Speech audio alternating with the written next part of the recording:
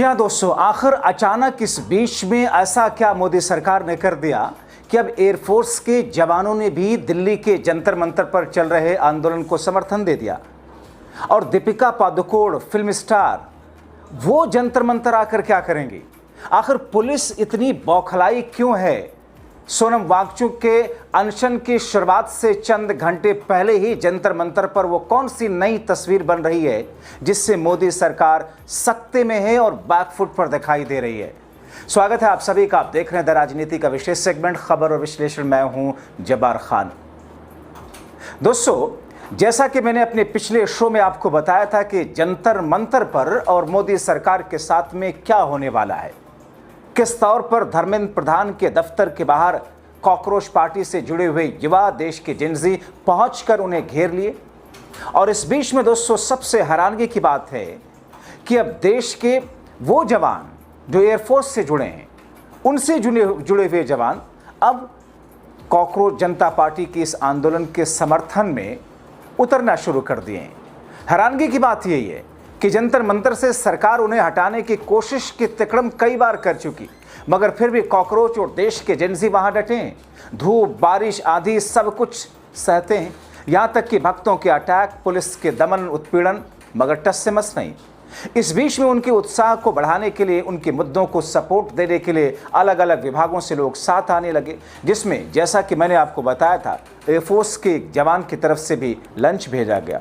बुद्धिजीवियों, समाज सेवियों, पत्रकारों की तरफ से समर्थन मिला, किसानों ने अपना समर्थन दिया। मगर ये सबसे चौंकाने वाली बात क्या है कि एयरफोर्स के जवानों का समर्थन, जबकि वो नौकरी में है।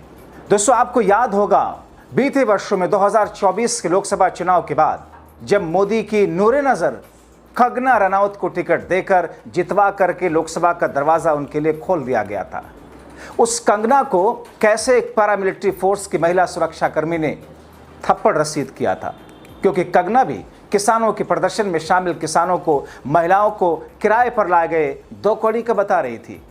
वो घटना थी आज से ठीक 2 साल पहले 6 जून 2024 की। एक महिला सुरक्षा कर्मी जो कि किसान परिवार से आती थी, कंगना के उस बयान से नाराज थी। कंगना जब चंडीगढ़ एयरपोर्ट पर पहुंची थी तो उस महिला जवान ने कंगना को जोरदार सन्नाटेदार रसीद किया। तब भी उस महिला सीआईएसएफ सुरक्षा कर्मी को पता था कि उसके खिलाफ कार्रवाई होगी, उसकी नौकरी जा सकती है। फिर भी उसने कंगना की मानसिक औकात दिखाते हुए कुछ भी बकने से पहले सोचने की सीख दी थी। अब दोस्तों, उसी पैटर्न पर मोदी शाह के शिक्षा मंत्री धर्मेंद्र प्रधान ने युवाओं, छात्रों, बेरोजगारों, जेनजी को आतंकी बताया। तब से जेनजी धर्मेंद्र प्रधान को ढूंढ रहे हैं। अब दोस्तों, इसी बीच एयरफोर्स के जवानों के कॉकरोच पार्टी के युवाओं, देश के जेनजी को सपोर्ट करने की खबरें हैं। मतलब केंद्र की मोदी शाह की सरकार के खिलाफ चेतावनी।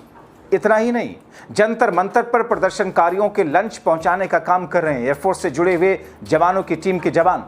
देखिए, कॉकरोच पार्टी के संस्थापक अभिजीत दीपिके ने अपने आधिकारिक ट्विटर हैंडल से तस्वीर साझा की, जिसमें लिखा, आज का लंच एयरफोर्स के कर्मचारी ने स्पॉन्सर किया। जाहिर है, जब देश की सुरक्षा करने वाले जवानों की टीमों से जुड़े जवान अपनी नौकरी की परवाह किए बिना जंतर मंतर पर जेनजी के लिए लंच पहुंचा रहे हों, उन्हें सपोर्ट कर रहे हैं, तो फिर देश के अलग अलग विभागों के लोगों का जेनजी के साथ खड़ा होने में, साथ देने में क्या हिचक? इसी बीच बॉलीवुड की सुपरस्टार दीपिका पादुकोण के जंतर मंतर पहुंचने की खबरें हैं। इस खबर को बल और यूं मिला क्योंकि दीपिका पादुकोण जेएनयू में छात्रों के आंदोलन में, उनके हक की लड़ाई में सरकार की नीतियों के खिलाफ खड़ी हो चुकी हैं। अब दीपिका पादुकोण का जिक्र दिल्ली के जंतर मंतर पर हो रहा है। इस बीच में सिखों के समुदाय ने इस प्रदर्शन को, इस अनशन को सपोर्ट किया। एक जत्था जंतर मंतर पहुंचा। सैकड़ों की तादाद में उनके पहुंचने से कॉकरोचों में और जोश आया। सिख समुदाय के लीडर ने मोदी शाह को मंच से जो लताड़ लगाने के साथ ललकारा, उसे सुन लीजिए। अगर ये मामला कल बढ़ता है तो फिर मंत्री के इस्तीफे में बात नहीं बचेगी, फिर तो हम मोदी को हटाने की बात करेंगे। देश को किसी हाल तक अमेरिका का गुलाम नहीं होने देंगे। देश को किसी हाल बड़े पूंजी पकड़ने का गुलाम नहीं होने देंगे। और इसके लिए देखिए, कोई भी जुर्म अगर रोकना हो तो उसके लिए कुर्बानियां देनी पड़ती है। पिछला आंदोलन हुआ, किसान आंदोलन, 750 किसानों की जाने गई है। 750 कुर्बानियां थोड़ी नहीं होती। बिना कुर्बानियां के कभी जुल्म नहीं रुकता। अब दोस्तों, इस बीच अभिजीत दीपिके ने फिर से मोदी शाह को चेतावनी देते हुए ऐलान कर दिया, अभी भी समय है छात्रों युवाओं की मांगों को पूरी करके देश के युवाओं के लिए, छात्रों के लिए सही कदम उठाए मोदी शाह, वरना आगे युवाओं को रोक नहीं पाएंगे। दोस्तों, इन सब के बीच में महाराष्ट्र में फिर से पेपर लीक होना बहुत कुछ कहता है, और इनकी पोल कैसे अभिजीत दीपिके खोल रहे हैं, जरा वो देखिए। महाराष्ट्र में टीईटी का पेपर लीक हुआ है। एक दिन, कल को वो पेपर होने वाला था, एक दिन पहले पेपर रद्द किया जाता है। तो इससे तो इतना साबित हो गया, चाहे नेशनल लेवल हो चाहे स्टेट लेवल हो, बीजेपी की जो सरकार है वो एक भी पेपर इस देश में नहीं करवा पाती है। बिना पेपर लीक हुए या बिना एग्जाम कैंसिल हुए बीजेपी की सरकार एक भी पेपर नहीं करवा पाती। ये बात तो क्लियर हो गई, सबको समझ आ चुकी है।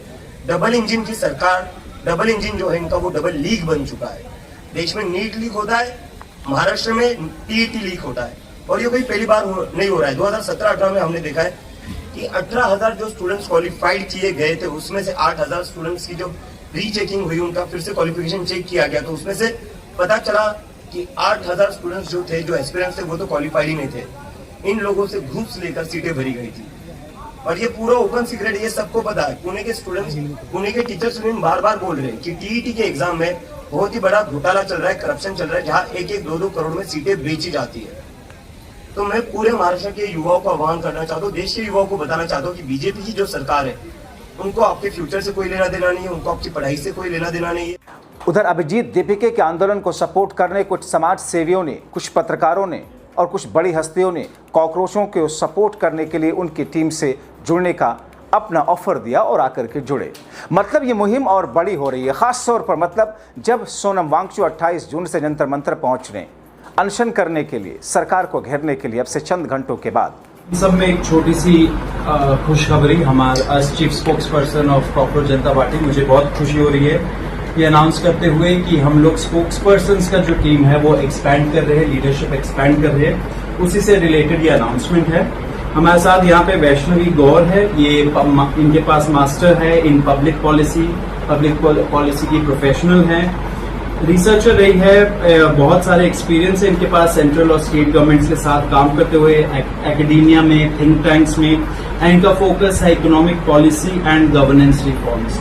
सो we would like to welcome Vaishnavi Gaur to the team, जो अभी तक ऑलरेडी थी हमारे साथ, लेकिन अब ऑफिशियली हमारा फेज भी बन रही है। साथ में अफरीन नवाज, ये बैंगलोर में इन्होंने बहुत हमारा जो प्रोटेस्ट है उसको ऑर्गेनाइज किया था।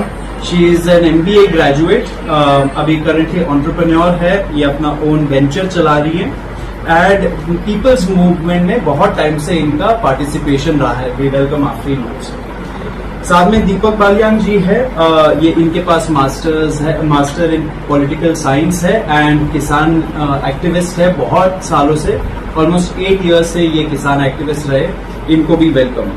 साथ में रत्ना सिंह आज यहाँ पे जुड़ नहीं पाई हमारे साथ, लेकिन रत्ना सिंह भी है, वो लीगल जर्नलिस्ट है, लॉयर है, अभी उन्होंने स्क्रोल के साथ, बार एंड बेंच के साथ काम कर रखा है ना, अब वो एक्टिव प्रैक्टिस कर रही है दिल्ली हाई कोर्ट में, एंड 5 साल का एक्सपीरियंस है जर्नलिज्म करते हुए, उनको भी वेलकम। दोस्तों, अभिजीत दीपिके ने आतंकी वाले बयान, धर्मेंद्र प्रधान के आतंकी वाले बयान, सरकार के अड़ियल रवैये को नाकाबिले बर्दाश्त बताते हुए कहा, छात्रों के लोकतांत्रिक आंदोलन को बदनाम करने के लिए उन्हें आतंकी और राष्ट्र विरोधी बताने का नैरेटिव खड़ा किया जा रहा। दीपिके ने कहा कि हम करदाता हैं, हमारे माता पिता करदाता हैं, फिर भी हमें आतंकवादी क्यों कहा जा रहा? क्या छात्रों के सवाल नाजायज़ हैं? क्या छात्रों द्वारा उनसे सवाल पूछना अपराध हो गया? पहले किसानों, डॉक्टरों, विभिन्न आंदोलनों से जुड़े लोगों को भी इसी तरीके से निशाना बनाया गया था। अब छात्रों की बारी आई, हमारे अकाउंट को ब्लॉक करवा दिया गया। कहते हैं कि गोपनीयता के कारण ऐसा किया गया, लेकिन हम जब जाते हैं उनसे पूछने तो फिर वो कहते हैं कि साहब गोपनीयता की वजह से हम आपको इसका रीज़न नहीं बता सकते। तो फिर सवाल ये है कि अगर इतनी गोपनीयता बरतती है सरकार, तो फिर पेपर क्यों लीक करवाती है? दोस्तों, अभिजीत ने मोदी शाह को ललकारते हुए कहा कि अगर पेपर लीक नहीं होता तो उनके छात्रों, परिवारों को गंभीर मानसिक उत्पीड़ना का सामना नहीं करना पड़ता। नीट विवाद और परीक्षण प्रणाली में हुए कथित विफलताओं की नैतिक जिम्मेदारी तय होनी चाहिए। सरकार छात्रों के सवालों का जवाब देने के बजाय आंदोलन को कमजोर करने की कोशिश कर रही है। धर्मेंद्र प्रधान ने जिस अंदाज में एक इंट्रो में प्रदर्शनकारियों के लिए आतंकी जैसे शब्दों का प्रयत्न किया, आतंकी जैसे शब्द कहे, जानबूझ करके जो धर्मेंद्र प्रधान शिक्षा व्यवस्था को पटरी से उतार रखे हैं, उनके अनुसार लोकतांत्रिक प्रक्रिया में असफल रहे कुछ नए समूह सामने आकर के व्यवस्था के खिलाफ माहौल बना रहे हैं। धर्मेंद्र प्रधान ऐसा कह रहे हैं। शिक्षा माफिया और कोचिंग नेटवर्क पर सरकार की कड़ी नजर है, इसलिए ये लोग आकर के माहौल बिगाड़ रहे हैं। धर्मेंद्र प्रधान आतंकी बता रहे हैं। ऐसे में धर्मेंद्र प्रधान को चेतावनी अब सिर्फ इन युवाओं की तरफ से नहीं, अभिजीत की तरफ से नहीं, किसानों के संगठन की तरफ से, समाज सेवियों की तरफ से, पत्रकारों की तरफ से, एयरफोर्स के जवानों की टीम से जुड़े हुए जवानों की तरफ से और बॉलीवुड से भी अब समर्थन मिलने की सुगबुगाहट है। तो ऐसी स्थिति में दोस्तों आगे क्या, आगे जिस अंदाज में, क्योंकि जब एक बार अनशन शुरू होगा सोनम वांगचुक का, फिर जंतर मंतर की तस्वीर और भी अलग तरह की दिखाई देगी। इसीलिए दोस्तों 27 जून को जो कुछ तस्वीरें दिखी हैं और शाम होते होते जो कुछ दिख रही हैं, उससे सरकार की बेचैनी बढ़ना बहुत ही स्वाभाविक है।